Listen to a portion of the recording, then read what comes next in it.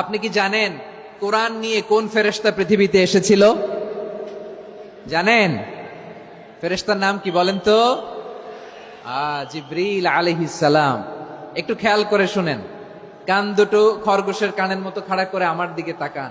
সাইয়েদনা জিবরিল কোরআন নিয়ে এসেছেন, ফলে উনি হয়েছেন শ্রেষ্ঠ ফেরেশতা।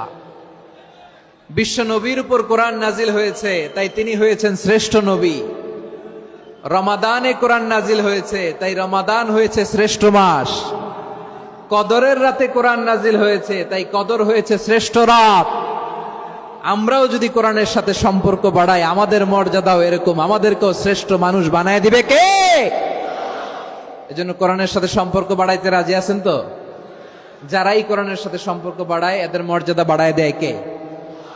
দেখবেন আমাদের হাফেজে কোরআন, তারা ইন্টারন্যাশনাল কোরআন কম্পিটিশনে যে গোটা বিশ্বকে পেছনে ফেলে প্রথম পুরস্কার নিয়ে আসে। এত ছোট